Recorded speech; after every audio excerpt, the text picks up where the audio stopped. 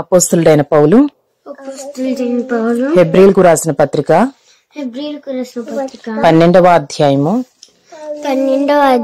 1వ వచనం నుండి 6వ వచనం వరకు. ఎంత గొప్ప సాక్షి సమూహము మేఘము వలె మనలను ఆవరించియున్నందున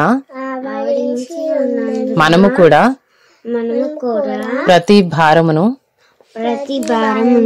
సులువుగా చిక్కులు పెట్టు పాపమును విడిచిపెట్టి విశ్వాసమునకు కర్తయు దానిని కొనసాగించువాడునైనా యేసువైపు చూచుచు మన ఎదుట ఉంచబడిన పందెములో ఓపికతో పరిగెత్తుదము. ఆయన తన ఎదుట ఉంచబడిన ఆనందము కొరకై అవమానమును నిర్లక్ష్యపెట్టి సిలువను సహించి దేవుని సింహాసనము యొక్క కుడిపార్శ్వమున ఆసీనుడై ఉన్నాడు. మీరు అలసట పడకయు మీ ప్రాణములు విసుకకయు ఉండునట్లు పాపాత్ములు తనకు వ్యతిరేకముగా చేసిన తిరస్కారం అంతయు ఓర్చుకునినా ఆయనను తలంచుకొనుడి. మీరు పాపముతో పోరాడుటలో రక్తము కారునంతగా ఇంకా దానిని ఎదిరింపలేదు. మరియు నా కుమారుడా, ప్రభువు చేయు శిక్షను తృణీకరించకము. ఆయన నిన్ను గద్దించినప్పుడు విసుకకుము. ప్రభువు తాను ప్రేమించు వానిని శిక్షించి తాను స్వీకరించు ప్రతి కుమారుని దండించును అని కుమారులతో సంభాషించినట్లు మీతో సంభాషించు ఆయన హెచ్చరికను మరచితిరి. Hebrews chapter 12 1 to 6. Therefore, since we are surrounded by so great a cloud of witnesses, let us also lay aside every weight and sin which clings so closely,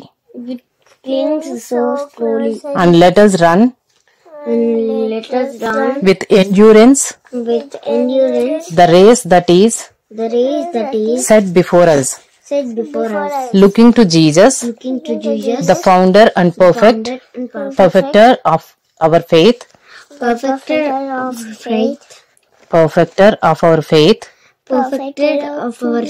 who for the joy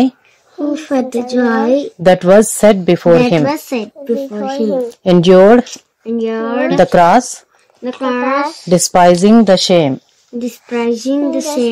and is seated at the right hand of the throne of God.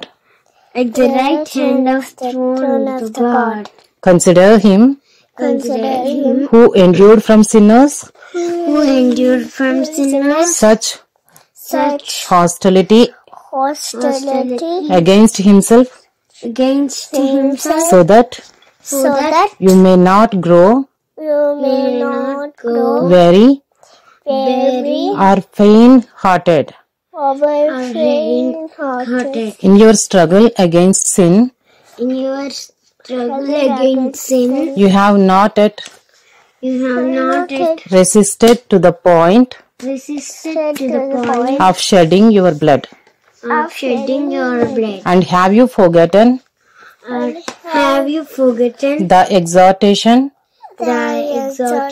that addresses you that addresses you as sons. as son. My son, My son, do not regard lightly do not regard lightly the discipline of the Lord, the discipline of the Lord, nor be weary not be weary when reproved by him. when reproved by him.